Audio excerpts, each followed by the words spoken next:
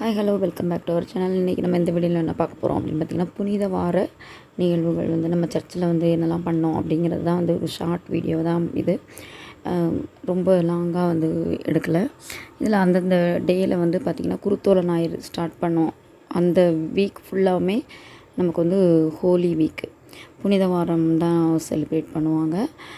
Prayers பார்த்திங்கன்னா தேர்ஸ்டேலேருந்து இருக்கும். Mandi Thursday, அதாவது பெரிய வியாழன். அதில் வந்து பாதம் கழுவுற சடங்கு, அப்புறம் நற்கருணை இடம் மாற்றுறது, இதெல்லாமே தேர்ஸ்டேயில் வந்து இருக்கும். அடுத்தது பார்த்திங்கன்னா குட் ஃப்ரைடேயில் வந்து பெரிய சிலுவை பாதை, அப்புறம் பெரிய வழிபாடு, அந்த வாசகம் பார்த்திங்கன்னா பெருசாக இருக்கும்.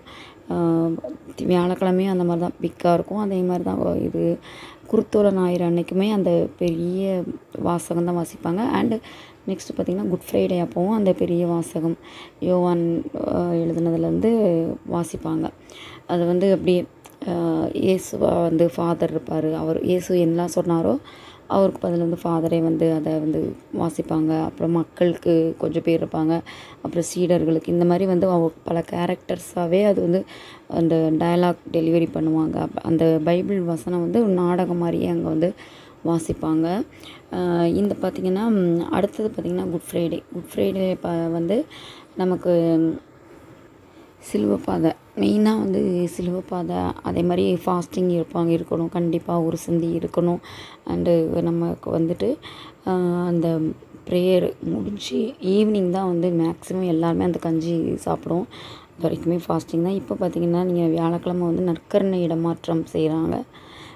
மாண்டி தேர்ஸ்டேயில் பெரிய வியாழக்கிழமையில் அதுதான் நம்ம வந்து இப்போ பார்த்துட்ருக்கோம். அடுத்தது வந்து அந்த ப்ரேயர் என்ன ஆகும் அப்படின்னா, இப்போ மாற்றின உடனேயே ஒன் ஹவர் வந்து அடுத்தடுத்த அன்பியங்கள் வந்து நமக்கு அதை வந்து செலிப்ரேட் பண்ணி கொடுப்பாங்க. அந்த ப்ரேயரை வந்து கண்டினியூ பண்ணுவாங்க கண்டினியூஸாக. இப்போ 11 to 12 அதுக்கப்புறம் முடிஞ்சிடும். நெக்ஸ்ட்டு டே வந்து 5 to 5லேருந்து திரும்ப அகைன் ஆரம்பித்து நமக்கு அந்த சிலுவை பாதம் ஆரம்பிக்கிற வரைக்குமே ஒன் ஹவர் ஒவ்வொரு அன்பியமும் அதுக்கு இன்சார்ஜ் பண்ணி அந்த ப்ரேயரை வந்து நற்கருணை ஆராதனையை வந்து தொடர்ந்துக்கிட்டே இருப்பாங்க.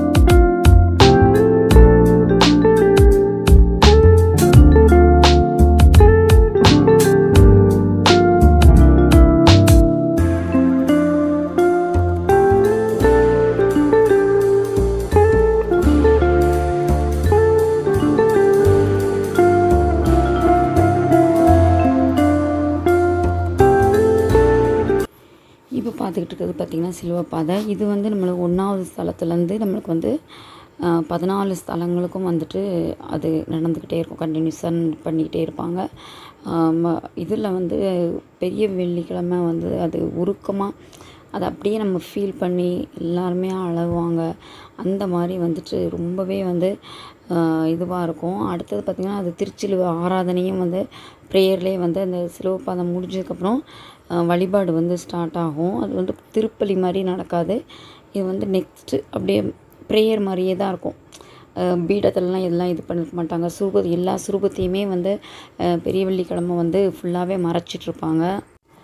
அந்த சிலுவை ஆராதனை அது பண்ணுவாங்க. அடுத்தது நற்கருணை வழங்குதல், இந்த மாதிரி அந்த ப்ரேயர் வந்து உங்களுக்கு வந்து திருப்பலி மாதிரி சொல்லாமல் அவங்க வந்து இந்த மாதிரி பிரித்து சொல்லியிருப்பாங்க. இப்போ வந்து பார்த்திங்கன்னா திருச்சிலுவை ஆராதனை அது முடிஞ்சதுக்கப்புறம் நற்கருணை முடிஞ்சு அதோடு வந்து நம்மளுக்கு வந்து ப்ரேயர் வந்து அதோட கலைஞ்சி போகிற மாதிரி இருக்கும்.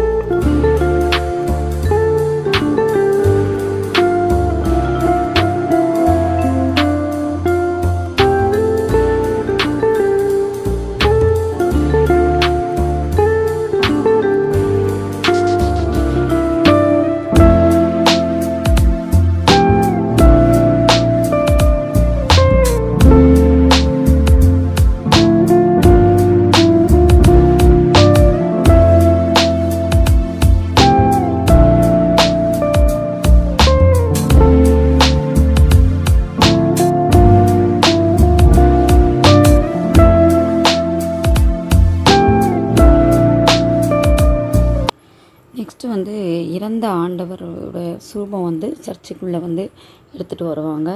அப்போ வந்து அந்த சாங்குக்கும் அது எஃபெக்ட்டுக்கும் அது வந்து ஒரிஜினலாக நம்ம வந்து இறந்த ஆண்டவரை வந்து எடுத்துகிட்டு வர மாதிரி இருக்கும். இறந்து போனால் ஒரு மனுஷனை எப்படி எடுத்துகிட்டு வருவாங்களோ அந்த மாதிரி இருக்கும். இப்போ நம்மளுக்கு வந்து ஒருத்தவங்க இறந்துட்டாங்க அப்படின்னா நம்ம பார்வைக்காக அவங்க 1 டே 2 டேஸ் வந்து வச்சுருக்கோம்ல, அவங்க தேவையான வரவங்கெல்லாம் வரணும் அப்படின்னு சொல்லிட்டு, அதே மாதிரி இவங்களையும் வந்து ஏசப்பாவையும் வந்துட்டு எடுத்து வந்து நம்ம சர்ச்சுக்குள்ளே வச்சு நமக்கு தேவையான வரங்களை இது பண்ணணும். நமக்காக உயிரை கொடுத்துருக்காரு. இந்த மாதிரி எல்லாத்தையுமே வந்து அவர்கிட்ட நம்ம வந்து நேரடியாக சொல்லக்கூடிய ஒரு நிகழ்ச்சி மாதிரி தான் இருக்கும் அது. நம்மளுடைய பாவங்களுக்காக தான் மனிதனாக பிறந்து அவர் வந்து இறந்துருக்காரு அப்படிங்கிறத வந்து தத்ரூபமாக அப்படியே நம்ம மனிதர்கள் நம்மளை என்னெல்லாம் நம்மளுக்கு நடக்குமோ, நம்ம இறந்தோன்னா என்னவெல்லாம் செய்வாமோ அது எல்லாமே அவருக்கு நடந்துச்சு அப்படிங்கிறத காட்சிப்படுத்துறதுக்காக தான் இந்த நிகழ்வு வந்து நடைபெறுது.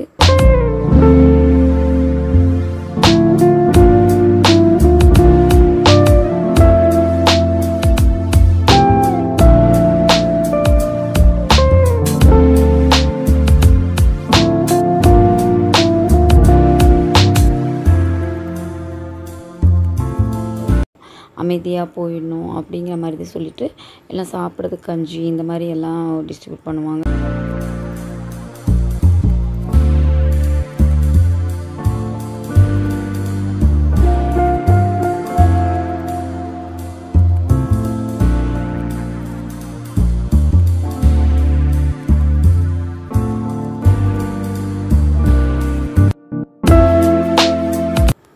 தென் பெரிய சனி அன்னைக்கு தான் வந்து உயிர்ப்பு பெருநாள் வந்து மிட் நைட் வந்து ப்ரேயர் ஸ்டார்ட் ஆகிடும். 10:30 போல் பாட்டு வந்து பாட ஆரம்பிச்சுருவாங்க.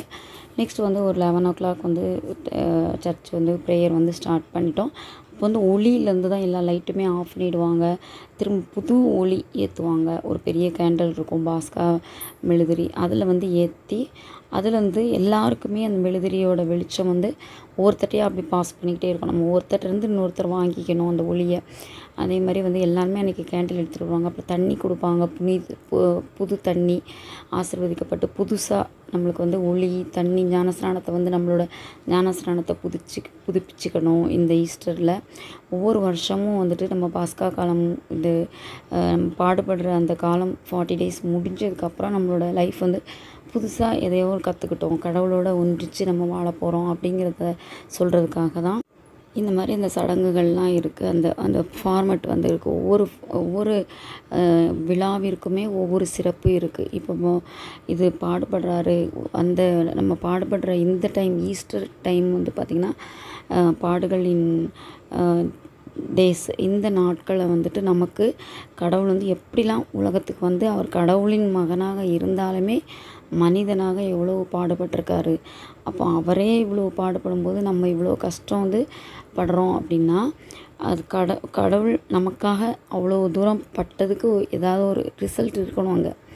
அப்போ கடவுள்கிட்ட இருந்து நம்ம எவ்வளோ தூரம் அவர்கிட்ட நம்ம போகிறோம், அவர்கிட்டேருந்து என்ன நல்ல குணங்களை நம்ம எடுத்துக்கிறோம் அப்படிங்கிறது தான் இந்த உயிர்ப்பு பெருநாளோட கான்செப்ட். அவர் நமக்காக அதை எடுத்து காமிச்சு சொல்லிட்டு போனது. எல்லாருமே வந்து அவரோட ஞானஸ்நானத்தை வந்து புதுப்பிச்சு திரும்பவும் அவரோட வந்து இணைஞ்சி அவரோட இன்னும் கூடுதலாக கடவுளுக்காக நம்ம கடவுளோட இணைஞ்சி அவரோட இறைப்பணியை செய்யணும், அவரோட பாதையில் நம்ம போகணும் அப்படிங்கிறது தான் இந்த ஒவ்வொரு பெருவிழாவிலையும் நமக்கு வந்து சொல்லக்கூடிய கருத்துக்கள்.